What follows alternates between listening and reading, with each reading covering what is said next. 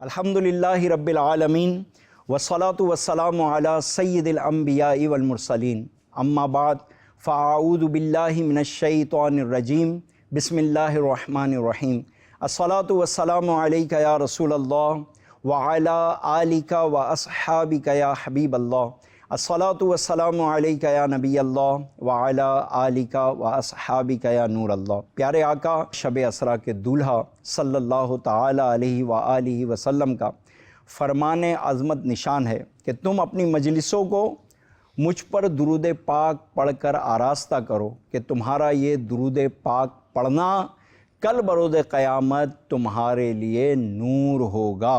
تو پیارے پیارے اور میٹھے میٹھے اسلامی بھائیوں، اپنی مجلسوں کو ہمیں بھی چاہیے کہ درود پاک سے آراستہ کریں۔ مل کر میرے ساتھ درود پاک پڑھ لیجئے، صلو علی الحبیب صلی اللہ تعالی علی محمد۔ دعوت پروگرام کے نئے ایپیسوڈ کے ساتھ آپ کی بارگاہ میں حاضر ہے، اور جیسا کہ آپ جانتے ہیں کہ دعوت پروگرام کا طریقہ کار یہ ہے کہ ہم کسی بزرگ ہستی کی نیاز کرتے ہیں، اور ہم یہ پیغام دینا چاہتے ہیں کہ کیوں نہ اپنی دعوتوں کو نیاز کی شکل دیں۔ اس سے دو فائدے ہوں گے، ایک تو اجر و ثواب کہ یہ دعوت جو عام دعوت ہم کر رہے ہیں، جب اچھی نیت ہوگی اللہ کی رضا کے لیے کسی کو کھلانا ہو، لیکن اگر ساتھ میں یہ نیت شامل کر لی جائے کہ یہ دعوت جو ہے کسی بزرگ کی نیاز ہے، تو ثواب انشاءاللہ ثواب میں زیادتی ہوگی۔ ساتھ ہی اس کا یہ بھی فائدہ ہوگا کہ ہمارے بچے ہم سے پوچھیں گے کہ آپ کس کی نیاز کر رہے ہیں، تو ہم بچوں کو بتا پائیں گے کہ فلاں بزرگ کی نیاز ہے۔ اب بچے تجسس ہوتا ہے، ہم سے سوال کریں گے کون ہے وہ بزرگ، تو انشاءاللہ عز و جل اس دعوت کی برکت سے ہمارے بچے جو ہے وہ اسلامک ہیروز کے بارے میں جانیں گے، اولیاء کرام کے بارے میں جانیں گے۔ یاد رکھیے کہ جو تاریخ کو بھول جاتا ہے تاریخ اسے بھول جاتی ہے، تو اپنے بچوں کو تاریخ سے روشناس کروانا بہت ہی ضروری ہے، بہت اہم ہے۔ تو اس کے ذریعے سے ہم اپنے بچوں کو اولیاء کرام کی تعلیمات سے، اولیاء کرام کی سیرت سے روشناس کرواتے ہیں، تو یہ ایک ضمنی فائدہ حاصل ہوتا ہے۔ آج اس بزرگ ہستی کی نیاز ہے کہ ہجرت مدینہ کے موقع پر صحابہ کرام کو سرکار صلی اللہ تعالی علیہ وسلم نے صحابہ کرام کو جو ہے کسی نہ کسی کا بھائی بنایا، کسی کے ساتھ جوڑا، اور وہ صحابہ جن کے ساتھ جوڑا گیا وہ انصار کہلائے، اور انہوں نے مہاجر صحابہ کی ہر طرح سے مدد کی، اپنے گھر، اپنے کاروبار، ہر طرح سے ان کی جو ہے مہاجر صحابہ کی مدد کی۔ اچھا، سب کو بانٹ دیا گیا، سب کو کسی نہ کسی کے ساتھ بھائی چارہ قائم کر دیا گیا، لیکن ایک شخصیت تھی وہ باقی رہ گئی، اور انہوں نے سرکار صلی اللہ علیہ وسلم سے عرض کیا کہ مجھے کسی کا بھائی نہیں بنایا گیا، تو سرکار نے انہیں جو ہے فرمایا کہ تم میرے بھائی ہو۔ ان کا بھائی چارہ جو تھا وہ سرکار صلی اللہ علیہ وسلم کے ساتھ تھا، وہ سرکار صلی اللہ علیہ وسلم کے ساتھ رہیں گے۔ وہ شخصیت کون ہے شاید آپ سمجھ بھی گئے ہو۔ انشاءاللہ عز و جل پروگرام کے آخر میں انشاءاللہ اس عظیم شخصیت کا تعارف پیش کیا جائے گا، نیاز بھی ہوگی، اس میں ضرور شرکت کریں، پروگرام میں ہمارے ساتھ رہیں، انشاءاللہ عز و جل ان شخصیت کا تعارف کروایا جائے گا۔ آئیے ناظرین کرام، اب دیکھتے ہیں کہ آصف بھائی نے آج کیا اہتمام کیا ہے نیاز میں۔ السلام علیکم ورحمۃ اللہ وبرکاتہ۔ کیسے ہیں آصف بھائی؟ خیریت سے ہیں؟ طبیعت ٹھیک ٹھاک ہیں؟ آج کیا ماشاءاللہ بڑی پیاری مہک آ رہی ہے، کیا بنایا ہے؟ چکن کڑھائی کا اہتمام کیا گیا ہے ماشاءاللہ۔ جی، چکن کڑھائی کا اہتمام تو کیا کوئی گیا خاص چکن کڑھائی عام طور پہ؟ جی، براؤن کلر کی چکن کڑھائی بنائی ہے۔ اچھا، یہ براؤن چکن کڑھائی ہے، کوئی خاص اس میں تبدیلی ہوتی ہے؟ بس یہ عام چکن کڑھائی سے تھوڑی سی مختلف، تھوڑی سی مختلف، کیا مختلف؟ اس میں تھوڑے مسالہ جات الگ، مسالہ جات الگ ڈلتے الگ ہیں۔ چلے ماشاءاللہ، آپ یہ بناتے رہیں، ہم اپنا پروگرام کرتے رہتے ہیں، جزاک اللہ خیر۔ میرے ساتھ جو مہمانان گرامی ہیں ان کا بھی تعارف کروا دوں۔ ماشاءاللہ ہمارے نعیم بھائی نعت خواہ موجود ہیں، انشاءاللہ ہمیں نعت سنائیں گے۔ اسی طرح مفتی جمیل دامت برکاتہم العالیہ ہمارے ساتھ موجود ہیں، انشاءاللہ عز و جل ان سے ہم کچھ نہ کچھ سیکھیں گے۔ اسی طرح مدنی چینل کی جانی مانی شخصیت مفتی شفیق اتاری دامت برکاتہم العالیہ بھی ہمارے ساتھ موجود ہیں، انشاءاللہ ان سے خوب علم دین کے مدنی پھول انشاءاللہ ہم ان سے لیں گے۔ آج کا جو ہمارا موضوع ہے بڑا اہم موضوع ہے۔ اللہ تبارک و تعالی عز و جل کی ایک امانت اللہ تبارک و تعالی عز و جل نے ہمارے سپرد فرمائی، ایک ذمہ داری، ایک امانت، وہ ہماری ذمہ داری بھی ہے، اس امانت کو سنبھالنا، اس امانت کے حقوق بھی ہے، اللہ تبارک و تعالیٰ عز و جل سے دی گئی ہمیں جو ہے ایک نعمت ہے، اور اس کے حقوق ہے جو ہمیں ادا کرنے چاہیے۔ اور فرد سے معاشرہ بنتا ہے، فرد سے معاشرہ بنتا ہے۔ اگر فرد اچھا ہوگا، ایک چراغ سے دوسرا چراغ جلے گا، فرد اچھا ہوگا، معاشرہ اچھا ہوگا۔ یعنی یہ انتظار نہیں کرنا چاہیے ساری دنیا سدھر جائے، میں اپنے آپ کو سدھار لوں، آہستہ آہستہ آہستہ سارا معاشرہ سدھرنا شروع ہو جائے گا۔ تو ابتدا اصلاح کی فرض سے ہوتی ہے۔ اور دیکھیں نوع انسانی جو ہے وہ اسی طرح چلتی ہے، یعنی ہمارے باپ، ہمارے دادا، ہمارے پردادا، ہم آئے، اچھا ہم جس زمانے میں جی رہے ہیں، ہم سے یہ معاشرہ قائم ہے، ہم سے یہ معاشرہ قائم ہے، اور ہمارے بعد جو آنے والے ہوں گے ان سے ایک اگلا معاشرہ، نیا دور چلے گا۔ تو یہ نیا دور اچھا، پیارا، پرامن، جیسا اللہ تعالیٰ اور اس کے رسول صلی اللہ علیہ وسلم چاہتے ہیں، ویسا کب بنے گا؟ جب فرد کی اصلاح ہوگی، فرد کی اصلاح۔ فرد کی اصلاح کہاں سے ہوگی؟ وہی جو میں نے آپ سے عرض کیا کہ اللہ تعالیٰ کی ایک نعمت، ایک امانت، وہ ہے اولاد۔ ایک پیارا سا پھول اللہ تبارک و تعالیٰ جو ہمیں عطا فرماتا ہے، اولاد ہمیں عطا فرماتا ہے، اور ہماری اس اولاد کے لیے ہماری ذمہ داریاں بھی ہوتی ہے، کچھ ابتدائی ذمہ داریاں ہوتی ہے، اور بعد میں جب بڑے ہو جاتے ہیں تو اور ذمہ داریاں بڑھ جاتی ہے اولاد کی طرف سے بھی، اور جو ہے ان کی اصلاح کرنا یہ بھی ہماری ایک بہت بڑی ذمہ داری ہے۔ اگر اولاد کی اچھی پرورش، اولاد کے حقوق ہم نے ادا کیے اور اولاد کی اصلاح کی، تو یہ ذریعہ پورے معاشرے کو سدھارنے کا، پورے معاشرے کو۔ تو آج ہمارا جو موضوع ہے وہ بڑا پیارا اور بڑا ہی اہم موضوع ہے۔ وہ موضوع کیا ہے؟ اولاد کے حقوق، اولاد کے حقوق۔ تو آئیے مفتی صاحب کی طرف چلتے ہیں۔ مفتی شفیق صاحب یہ بتائیں کہ ابتدائی حقوق جو ہے اولاد کے وہ کیا ہیں؟ بسم اللہ الرحمن الرحیم۔ عام طور پر ماں باپ کے حقوق وہ بیان بھی کیے جاتے ہیں، والدین کے حقوق بیان کرتے ہیں، ان کی عظمتوں پر بیانات بھی ہوتے ہیں، خطبات بھی ہوتے ہیں، سنے بھی جاتے ہیں۔ یعنی تحریری کام کہیں یا تقریری کام کہیں تو والدین والا ٹاپک ایک بڑا ایک اہم ٹاپک ہے، اس پر کافی چیزیں بیان کی جاتی ہیں اور کرنی بھی چاہیے۔ یہ بھی اویئرنیس نوجوانوں کے لیے بھی اور ہر ایک کے لیے۔ تو جتنا اہم یہ ٹاپک ہے کہ ماں باپ کے کیا عظمت ہے، حقوق کیا ہیں، اتنا اہم یہ ٹاپک بھی ہے کہ ماں باپ پر بھی اولاد کے کچھ حقوق ہوتے ہیں۔ یعنی ایز اے والد وہ اس بات سے تو ہر آدمی خوش ہوتا ہے کہ جب کسی کے بیٹے کو یہ کہا جا رہا ہو، سمجھایا جا رہا ہو، تم اپنے ماں باپ کے فرما بردار بن جاؤ، ان کا دل نہ دکھاؤ، انہیں خوشی دو، راحت دو، تو والدین خوش ہوتے ہیں کہ چلو ہمارے حقوق بتائے جا رہے ہیں۔ لیکن اسی والد پر ہی یہ ذمہ داری ہے کہ وہ اپنے بھی بچوں سے متعلق حقوق وہ سیکھے بھی، سمجھے بھی، اور بنیادی اس پر کیا یہ ذمہ داری عائد ہوتی ہے۔ ہمارا اسلام اتنا خوبصورت دین ہے جس نے بچے کے دنیا میں آنے سے پہلے ماں باپ کو کچھ بچوں کے حقوق بتائے۔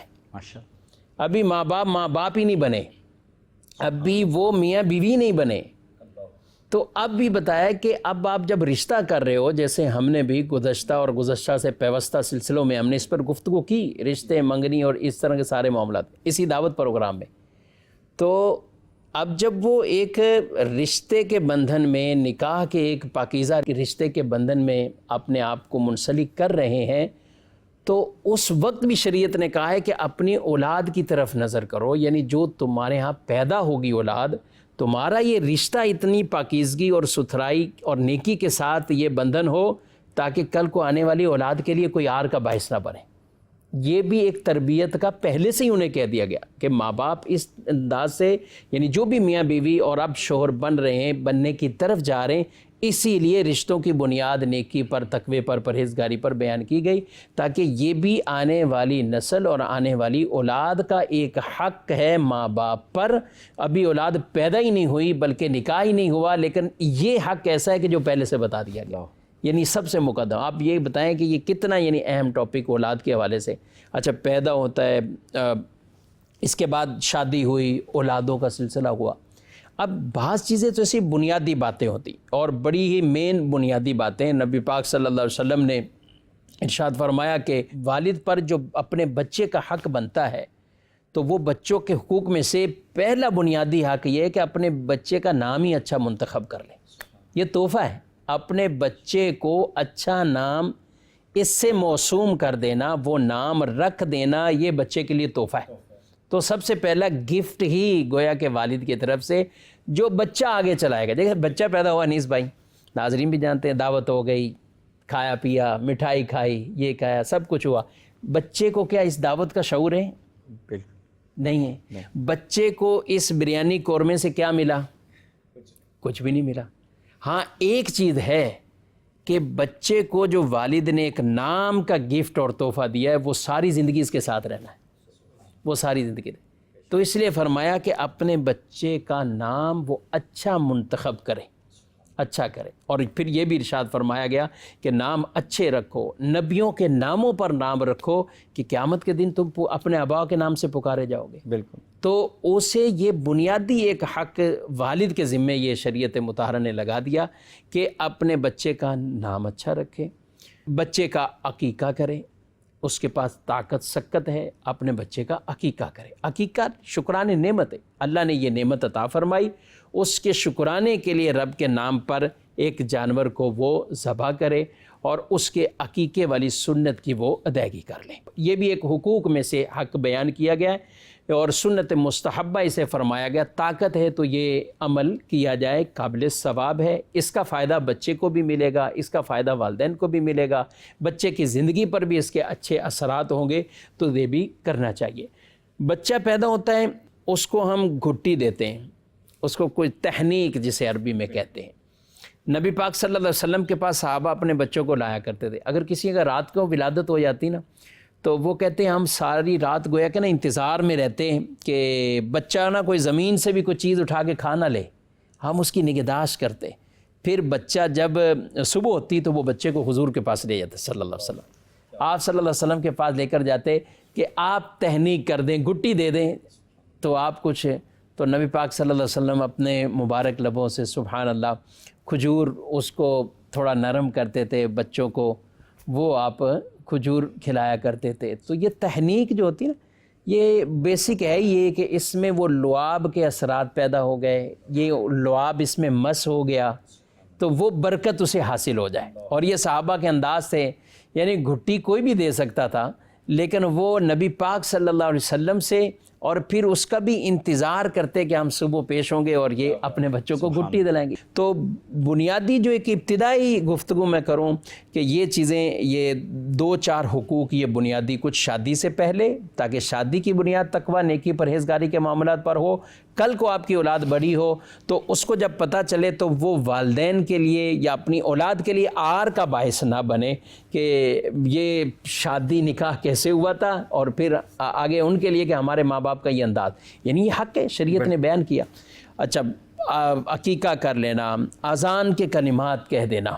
نبی پاک صلی اللہ علیہ وسلم خود حضرت امام حسین ان کے کانوں کے اندر آپ نے اذان مبارک دی, ان کو گھٹی دی, ان کی طرف سے عقیقہ بھی آپ نے فرمایا. جی ہاں, رسول اللہ صلی اللہ علیہ وسلم نے خود ان کی طرف سے عقیقہ بھی فرمایا. تو یہ ایک بنیادی چیزیں ہیں کہ جو پیدائش کے ساتھ ہی ایک والد پر متعلق ہو جاتی ہیں. مفتی صاحب, اذان دلوانے کی جیسے بات ہے, تحنیک کا جیسے آپ نے فرمایا کسی بزرگ کے ذریعے تحنیک کروائی جائے, کسی نیک شخص کے ذریعے, تو کیا اذان میں بھی اس کا اہتمام کرنا چاہیے؟ اذان میں اہتمام تو اذان کا کرنا چاہیے, ٹھیک ہے, کہ بچے کے کانوں میں بنیادی اور پہلی بات, پہلی صدا اللہ کے نام کی ہوئی, اللہ کے نام کی جتنا ہوئی, جلدی ہو سکے دے دیں. رسول اللہ صلی اللہ علیہ وسلم کی رسالت کا اعلان ہوا, کیا بات, حی علی الصلاۃ حی علی الفلاح کی کلمات گونجے, قد قامت الصلاۃ کے کلمات کانوں میں آئے کہ دائیں طرف آپ نے اذان اور بائیں کان کے اندر آپ اقامت کے کلمات کہیں. تو بیسک تو اس کے لیے یہ حکم نہیں ہے کہ کسی مولانا کا انتظار کرتے ہیں نا. ہر وقت کئی مرتبہ لوگ آتے ہیں, وہ آگے پوچھتے ہیں کہ حضرت صاحب وہ آپ پڑھ سکتے ہیں. اچھا ہی کیا پیدا ہوا؟ بولے ابھی تو ہوا 8 دن پہلے ہوا تھا بچہ. تو اذان آپ نے ابھی تک پڑھی نہیں؟ نہیں وہ تو مولانا ہی کوئی نہیں ملا تھا. تو 3-4 دن ہاسپٹل میں لگے تھے, پھر پتہ ہی نہیں چلا. پھر یعنی یہ ہے یعنی مطلب کہ یہ اذان کے کلمات تھے اللہ کے نیک بندے. آپ اذان پڑھ دیتے, کوئی مسلمان بھی دے سکتا, آپ اذان پڑھ دیتے اس کو. جو اذان دینے کا طریقہ ہے, اب اس کی 2 صورتیں, ٹھیک ہے. ایک تو یہ کہ وہ اذان آتی نہیں ہے کہ وہ پڑھیں کیا, ٹھیک ہے. تو وہ اکیلے بھی بندہ جو اذان بچے کو لے کے نہیں پڑھ سکتا تو اس کو ہم کیا کہیں گے, ٹھیک ہے. اور کئی لوگ ہیں وہ یہ عذر بیان کرتے ہیں نہیں ہمیں شرم آتی ہے. تو میں ان کو ہاتھ جوڑ کے کہتا ہوں مسجدوں میں اذانیں دینے والے کیا مطلب کچھ اور ہیں. آپ کو اذان دینے سے شرم آتی ہے تو میرے بھائی یہ شرم والی بات ہی نہیں ہے, یہ شرم اتار دیں. تو کچھ لوگ یہ کہہ رہے ہوتے ہیں ہمیں شرم آ رہی ہوتی ہے. اچھا ٹھیک ہے, کچھ اعلانیہ یا کچھ اس طرح آپ جھجک یا جو بھی معاملہ ہے, لیکن اس سے زیادہ تو میرا خیال اس پہ کچھ آنی چاہیے کہ 8 دن اذان ہی اپنے بچوں کے کان میں نہیں دی نہ دلوائی. اصل شرم کی بات تو پھر اب اس میں کیا کہہ سکتے ہیں. اچھا شفیق بھائی, یہ آپ کی جو گفتگو سے یہ بات معلوم ہو رہی ہے کہ ہمارے اس دور کے جو والدین ہیں, جیسے کہ اذان ایک کامن سے کلمات ہیں جو روزانہ بلا ناغہ مساجد کے میناروں سے اسپیکر کے ذریعے اللہ تبارک و تعالیٰ کے مبارک ناموں پر مشتمل یہ اذان کے کلمات سنے جاتے ہیں, اور یہ اذان ہی یاد نہیں ہے.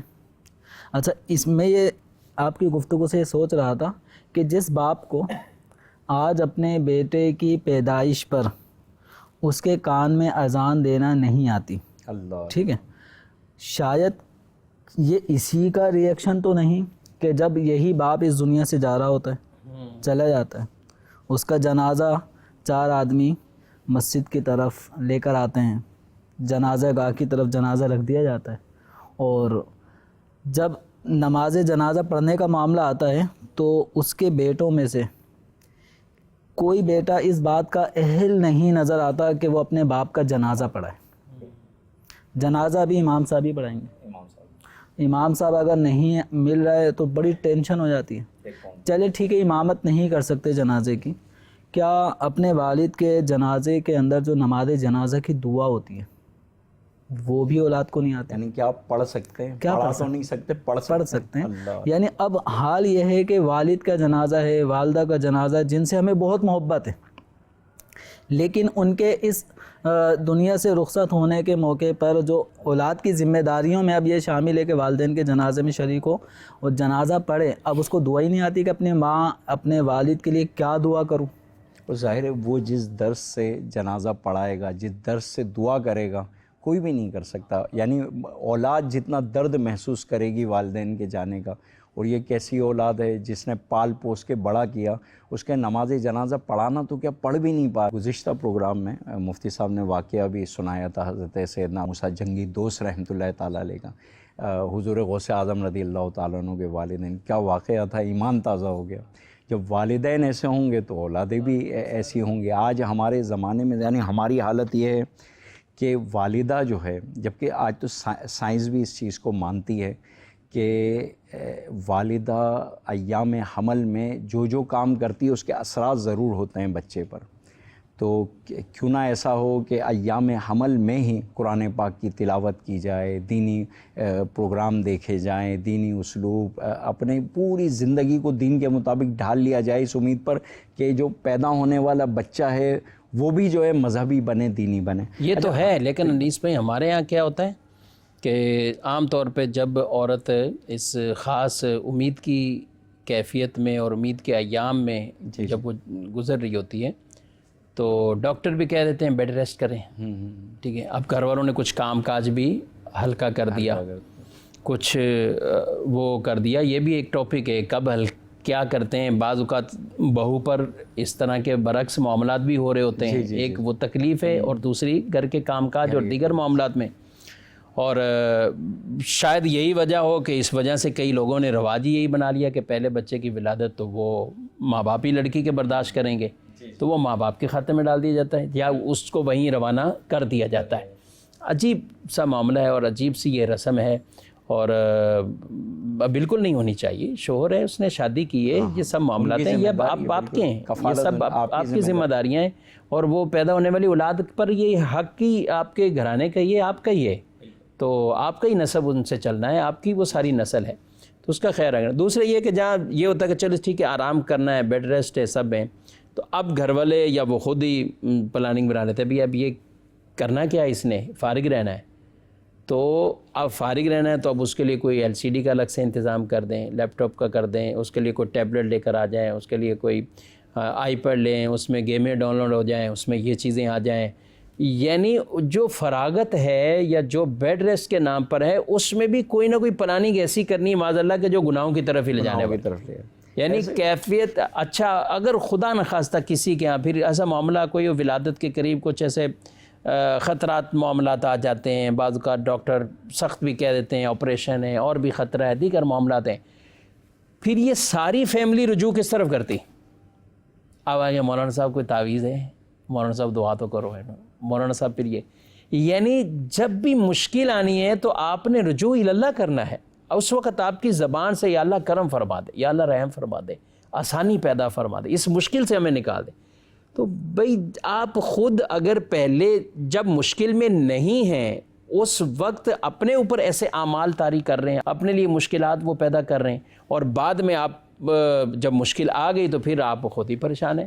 تو اس لیے ایسے معاملات میں مشکل آئے یا نہ آئے، گناہ کا کام گناہ کا کام ہے، جس کام میں ہمیں زیادہ ضرورت ہے رجوع اللہ کرنے کی، توبہ استغفار کرنے کی، تسبیحات، تحلیل، تحمید، اللہ کی حمد، اللہ کی تسبیحات، کلمہ شریف، یہ چیزیں کو ورد کرنے کی ضرورت ہے، اس اوقات میں ہم عام طور پر دیگر چیزوں کے اندر اپنی ان بچیوں کو یا لڑکیوں کو وہ مشغول کر دیتے ہیں۔ صحیح فرمانے مفتی صاحب، آپ کے گفتگو سے ایک سوال ذہن میں امڑتا ہے کہ عام طور پہ ہمارے بچے ہیں شور شرابہ کر رہے ہوتے ہیں، مائیں تنگ ہوتی ہے، اٹھا کے ٹیبلٹ پکڑا دی جناب، موبائل پکڑا دیا اپنا، وہ لگے ہوئے ہیں، کیا دیکھ رہے ہیں ہمیں کوئی غرض نہیں ہے، ہمیں یہ سکون ہے چلے، مائیں کہتی ہیں کہ یار باہر تو نہیں جا رہا، گھر میں تو بیٹھا ہوا ہے نا، کم از کم گھر میں بیٹھا ہوا ہے، چلو لگا ہوا ہے موبائل میں، اور عام طور پہ موبائل پکڑا دیا، آئی پیڈ پکڑا دیا، اچھا چھوٹا ہے بچہ ناچتا ہے، ہم کہتے ہیں دیکھو کیسے ناچ رہا ہے، گانے سن رہا ہے، ارے دیکھو گانے گاتا ہے باقاعدہ، اچھا جناب گالیاں دینے لگا، کتنا بہادر ہو گیا ہے بچہ، یعنی یہ عام معاشرے میں ہم سنتے ہو میرا بچہ بہادر، یہ ہمارا خون ہے، ہمارا خون جوش مارتا ہے، دیکھو کیسی گالیاں دے رہے ہیں، اچھا یعنی اس کو فخر کر رہے ہیں، ہاں فخر کر رہے ہیں، وہ ناچتا دیکھ کر دوسروں ویڈیو بنا کے دکھاتے ہیں، دیکھو کیسا زبردست ناچ رہا ہے ہمارا بچہ، یعنی ہم بیٹوں کی بات کر رہے ہیں اور ہو سکتا ہے معاملات بیٹیوں کے حوالے سے بھی ہو، بالکل ایسا ہی ہے معاشرے میں، تو وہ کر رہے ہوتے ہیں، اچھا 5-6 سال 7 سال تک ہم کہتے ہیں بچہ ہے چھوڑ دو بس جانے دو، کوئی مسئلہ نہیں، نہ نماز کا کہتے ہیں، نہ قرآن شریف کا، نہ کوئی دینی تعلیم، نہ کچھ، ہاں اپنے مطلب کی چیزیں، صبح 6-7 بجے اٹھ کے اسکول جانا ہے وہ کروائیں گے، کہیں کوئی اور ایسی چیز ہو تو وہ شاید بچپن سے شروع کروا دیتے ہیں، 2.5 سال کی عمر سے اسکولنگ شروع کروا دیتے ہیں، لیکن نماز 7 سال کی عمر تک بھی پتہ نہیں ہوتا کہ ابھی بچہ ہے، یہ بچہ کب تک بچہ رہے گا؟ اور کیا بچوں کے تعلیم و تربیت ہمیں 8-10 سال کے بعد شروع کرنی چاہیے؟ اس میں جو اس کو ایک مثال سے میں عرض کروں گا کہ اگر کسی نے کوئی درخت جس کے پھل اس کو حاصل کرنے ہیں تو اس درخت کو جب وہ گٹھلی کو زمین میں لگاتا ہے، اس کے بعد وقتاً فوقتاً دیکھ بھال کرتا ہے، پانی سے سیراب کرتا ہے، جب وہ پودے کی شکل میں نکلتا ہے اور اگر وہ ٹیڑھا جا رہا ہو تو ہم اس کو کسی لکڑی کو گاڑ کر اس کے ساتھ کسی طرح ڈوری دھاگے سے باندھ کر اس کو سیدھا کرنے کی کوشش کرتے ہیں، کیونکہ اس کو سیدھا کرنے کا وقت یہی ہے۔ اگر یہ اس کے تنے میں سختی آنا شروع ہو گئی، اب اس کو اگر ہم اب اس کے ٹیڑھے پن کو سیدھا کرنا چاہیں گے تو اب کرنا مشکل ہو جائے گا، ٹوٹ جائے گا، اب وہ ٹوٹے گا، اکھڑے گا۔ تو اب جو بچوں کی تربیت کا جو وقت ہے نا، وہ وقت یہ ہے کہ جس وقت بچے ابھی کم سن ہیں، کم سن ہونے کی صورت میں آپ ان بچوں کو جو دعائیں یاد کرا دیں گے وہ یاد بھی بڑے آسانی سے جلدی کر لیں گے۔ اچھا ایک میرا ایک جنرل سوال ہے، جو اس وقت مدنی چینل کے ناظرین جن کو 6 کلمے یاد ہیں، ایمان مفصل، ایمان مجمل یاد ہیں، ٹھیک ہے، اس کے علاوہ قرآن پاک کی چھوٹی 10 سورتیں یاد ہیں، یہ بتائیں کہ یہ زمانہ کون سا تھا جس میں آپ کو 6 کلمے یاد ہو گئے، ایمان مفصل و مجمل یاد ہو گئے، 10 سورتیں یاد ہو گئی اماں پارے کی، یہ کون سا زمانہ تھا؟ یہ وہی زمانہ تھا جو ہماری ابتدائی عمر تھی. بالکل. تو انہی کے اندر یہ کلمات ہمیں یاد ہوگا اور یاد اب تک بھی ہیں. تو چونکہ ہمیں بر وقت یاد کروائے گئے، ہمارے والدین نے ہماری اچھی طرف ایک توجہ رکھی اور ہمیں یہ سب ماحول ملا اور ہم نے یاد کر لیے. اب سوال یہ ہے کہ اس دور کے جو ماں باپ ہیں یہ کیا کر رہے ہیں؟ جو آپ کا سوال ہے وہی کر رہے ہیں کہ بچہ اگر رو رہا ہے اس کو چپ کرانے کے لیے موبائل دے دیا، موبائل کے اندر کوئی کارٹون، میوزیکل، کوئی بھی کچھ گانے سن رہا ہے، کچھ بھی کر رہا ہے. اگرچہ ہم کہیں کہ بہت ساری چیزیں ہم نے ڈاؤن لوڈ کر دی ہیں، اب نیٹ نہیں چلتا، صرف بچہ وہی ڈاؤن لوڈ کی ہوئی چیزیں ہی دیکھتا ہے. لیکن بات یہ ہے کہ بچے کے ذہن میں وہی گانے کے بول، وہی جو بھی لفاظی محاورے جو ان پروگرامز میں بچہ سن رہا ہے وہی ٹوکی اس بچے کی بن رہی ہے. اور یہی وجہ ہے کہ اگر اس میں کوئی نازیبا جملہ بولا گیا بچے نے اسی کو ایڈوپٹ کیا اور اسی کو لے کے آگے وہ موقع میل کے حساب سے یوز کرتا ہے. اور بعض اوقات ماں باپ کہتے ہیں یہ اس نے اتنی بڑی بات کر دی. بات یہ ہے کہ جو ماحول ہم نے بچوں کو تربیت کے دوران دیا ہے تو اس بچے کی پروان ویسی ہی چڑھے گی. اگر ہم نے اپنے بچوں کا یہ ابتدائی وقت بالکل غفلتوں میں گزارا کہ جس کے اندر ان کی زبان پر نہ کلمہ شریف کا ورد رہتا ہو، نہ درود شریف کا ورد رہتا ہو، نہ ان کو کلمے یاد ہوں، نہ قرآن پاک کی صورتیں آیتیں یاد ہوں، اور اسی انداز میں جب بڑے ہوں گے تو پھر بچوں کا جو ذہن ہے یہ ایک سادہ تختی ہے. اس تختی میں آپ جتنی اچھی باتیں ابھی سے نقش کر دیں گے تو یہ بچوں کی پوری عمر تک کام آئیں گے. جیسا کہ کہا جاتا ہے العلم فی الصغر کالنقش علی الحجر، بالکل کہ بچپن کا علم جو ہوتا ہے وہ ایسا ہوتا ہے جیسے پتھر پہ کوئی چیز لکھ دی جائے. کہتے ہیں نا بچپن سے پچپن کا سفر جو عام ہے یہ بڑا اہم ہوتا ہے. ایسے ہی یعنی بچپن میں آدمی سیکھتا سمجھتا ہے، یاد کرتا ہے. اب پچپن ہو یا اس سے آگے وہ اس کو بنیادی باتیں نہیں بولتی، بنیادی باتیں اس کے ایک ذہن میں نقش رہتی ہیں. اچھا آگے بچپن کی بات کریں یا بڑھاپے کی بات کریں یا جوانی کے بعد جاب پہ لگ گیا یہ وہ، تو عام طور پر دینی باتیں سیکھنے کی ہوں یا دنیاوی باتیں سیکھیں، اخلاقیات کے اعتبار سے ہو یا آپ معاشرے کے اعتبار سے ہو یا معیشت کے اعتبار سے ہو، جو والدین بچوں کو ہر اعتبار سے کچھ سکھاتے بھی ہیں، میانہ روی کا بھی درس دیتے ہیں. یہ نہیں ہوتا کہ آپ ساری چیزیں، اب کوئی بہت بڑا امیر کبیر آدمی ہے تو اس کے لیے بھی لازم یہی ہوگا نا کہ اپنے بچوں کو اتنا مال بھی نہیں دے کہ وہ اسراف کر رہے ہوں، وہ اس کو ضائع کر رہے ہوں. اس کا یہ نہیں کہ مجھے اس 2000 سے کوئی فرق نہیں پڑے گا، مجھے اس 5000 سے فرق نہیں پڑے گا. یہ باپ کی یا ماں کی یہ ذمہ داری میں سے ہے کہ اسے یہ اسراف، فضولیات یہ درس دے گی، وہ سمجھائیں گے اسے. یعنی بعض اوقات آدمی اس طور پر بھی بڑے فخر سے بیان کیا جاتا ہے کہ نہیں وہ بچوں کو ہم اتنے ہزاروں روپے تو ایسے ہی دے دیتے ہیں، ٹھیک ہے یار ان کے جیب میں ہونے چاہیے، بس ٹھیک ہے جو مرضی کریں. پھر جو مرضی کریں یہ مقصد نہیں. اللہ نے آپ کو مال کی نعمت سے نوازا ہے تو پھر آپ مال کو بھی، مال کے بارے میں یہ سوال تو ہے نا آپ سے قیامت کے دن ہونا ہے، کہاں سے کمایا، کہاں خرچ کیا ہے. یہ سوال تو آپ سے ہے، یہ تو آپ کی اولاد کے تو وہ بعد کا معاملہ ہے، آپ سے بنیادی طور پر ہے. تو کسی بھی چیز کے اندر میانہ روی سے جب آدمی ہٹ جاتا ہے اور اعتدال اس میں نہیں آتا تو پھر معاملات بعد میں پریشان کن ہوتے ہیں. اسی سے ریلیٹڈ ایک بات ہے تو بچے بچیوں کی سب کی باتوں کے عام طور پہ اس معاشرے میں، ہمارے معاشرے میں ہم دیکھتے ہیں کہ بچیوں کو چھوٹی عمر سے چھوٹے چھوٹے کپڑے پہنانے کی عادت ہوتی ہے. چست کپڑے، بچی ہے پردہ نہیں کرواتے ہیں اور پھر اچانک سے بالغ ہو گئی. ظاہر ہے کہ اس کی عادت کیسے پڑے گی اسے. اب پھر کہا جاتا ہے پردہ کرو، یا اس پہ بھی لوگ احتیاط نہیں کرتے. بالغ بھی ہو جاتی ہے تو وہ بچی ہے ہی کہا جاتا ہے. اور اس کا گناہ کس کے سر پر ہے یعنی؟ اور کب سے بچیوں کی تربیت کرنی چاہیے با پردہ لباس پہننے؟ اللہ تبارک و تعالی قرآن پاک میں ارشاد فرماتا ہے یا ایھا الذین آمنوا قوا انفسکم وَأَهْلِكُمْ نَارًا وَقُودُهَا النَّاسُ وَالْحِجَارَةُ، کہ اے ایمان والو اپنے آپ کو اور اپنے گھر والوں کو جہنم کی آگ سے بچاؤ کہ جس کا ایندھن آدمی اور پتھر ہے. تو اس آیت کریمہ میں ہمیں اپنی اصلاح کے ساتھ ساتھ اپنے گھر والوں کی اصلاح کا حکم دیا جا رہا ہے. اب وہی بات ہے کہ یہ بچی کب تک بچی رہے گی، یہ بچہ کب تک بچہ رہے گا، ہر آنے والے دن، ہر آنے والے مہینے، ہر آنے والے سال اس کی عمر بڑھ رہی ہے اور یہ بلوغت کی طرف جا رہا ہے یا جا رہی ہے۔ تو اب جو بنیادی احکامات جو شریعت مطہرہ نے ہمیں ارشاد فرمائے ہیں، جیسے ان میں ایک حکم، جب بچہ 7 سال کا ہو جائے تو اسے نماز کی تلقین۔ تو اب یہ جو نماز کی تلقین کا حکم بتا رہا ہے کہ بچوں کو 7 سال کی عمر سے نماز کا عادی بنانا ہے، یہاں تک کہ یہ زندگی بھر اللہ تبارک و تعالیٰ کا عبادت کرتا رہے۔ حضرت سیدنا ابراہیم علیہ الصلوۃ والسلام کی دعاؤں میں بھی یہ دعا شامل ہے، رب اجعلنی مقیم الصلاۃ ومن ذریتی، اے اللہ مجھے بھی اور میری اولاد کو بھی نماز قائم رکھنے والا بنا۔ تو یہ ہر باپ کی یہ خواہش ہونی چاہیے کہ میرا بچہ بھی دین کی راہ پہ چلتا رہے، تو اس کے لیے اس کو پہلے سے ہی یہ سارا اہتمام کرنا ہوگا۔ اب اگر بچی اگر شروع سے ہی وہ ٹائٹس وغیرہ پہننے کی عادت اس کی پڑی ہوگی تو اس کو یہی اچھا لگے گا۔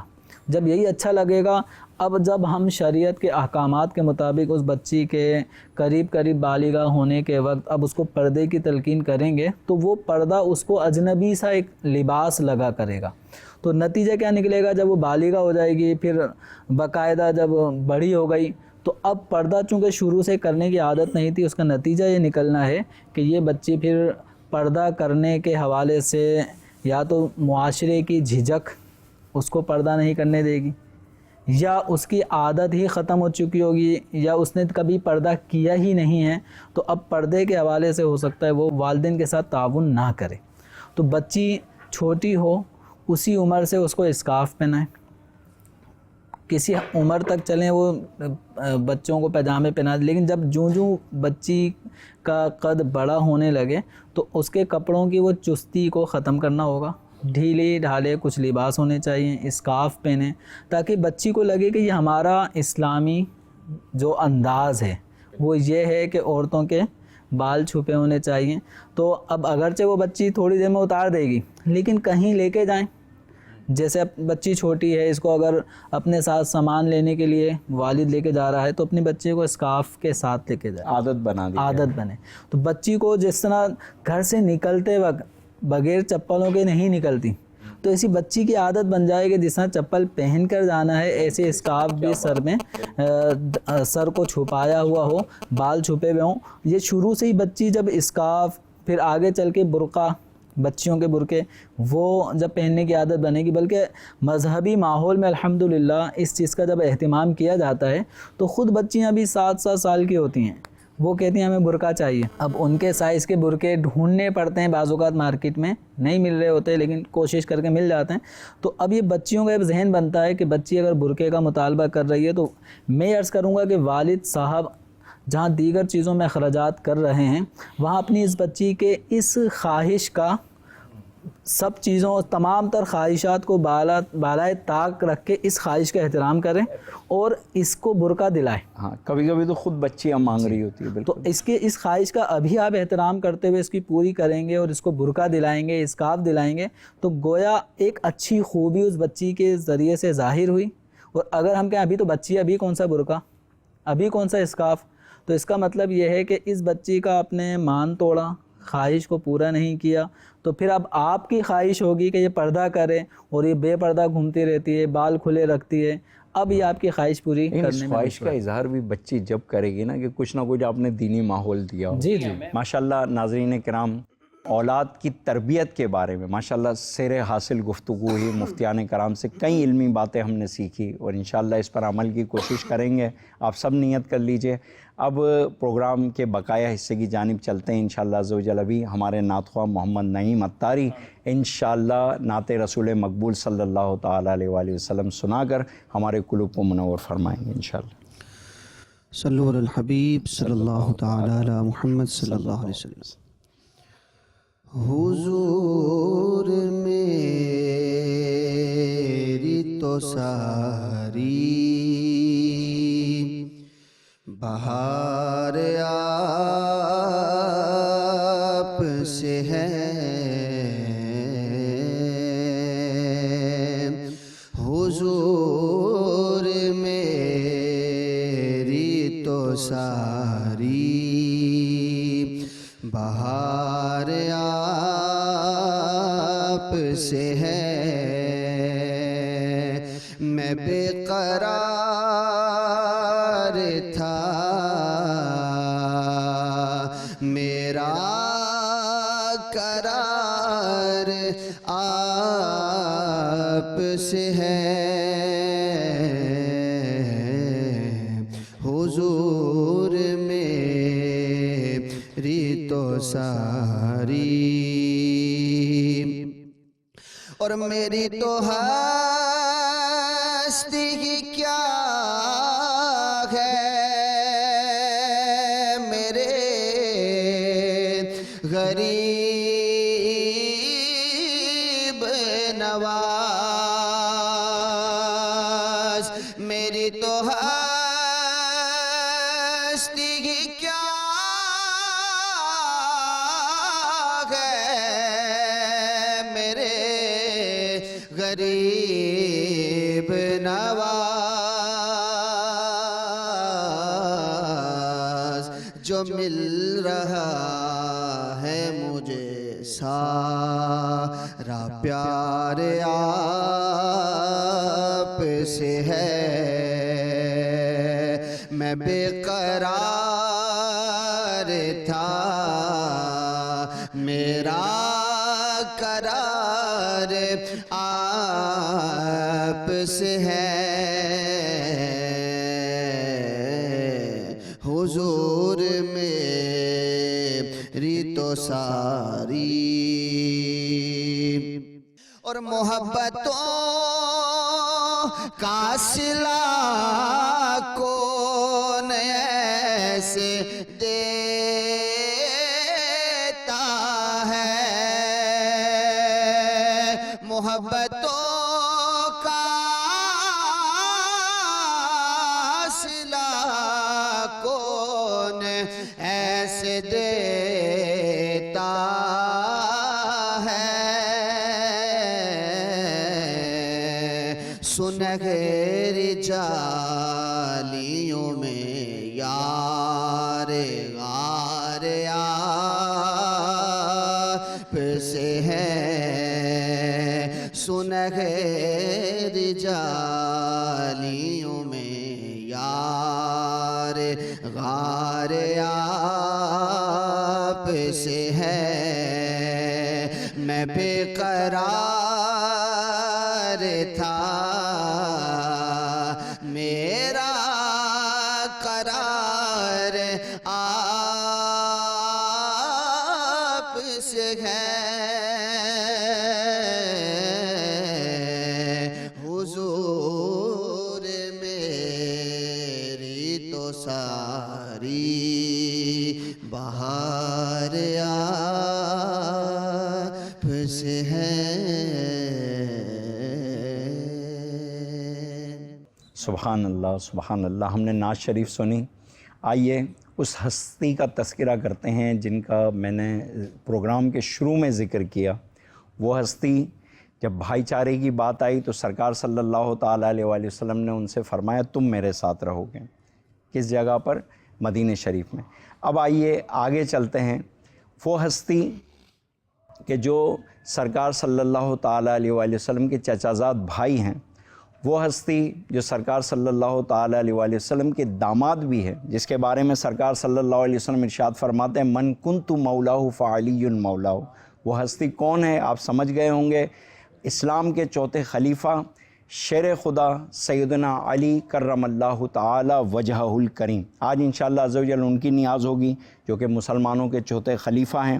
مکہ شریف میں آپ پیدا ہوئے۔ آپ کی امی جان حضرت بی بی فاطمہ بنت اسد رضی اللہ تعالی عنہا نے آپ کا نام اپنے والد کے نام پر حیدر رکھا، اور آپ کے والد نے آپ کا نام علی رکھا۔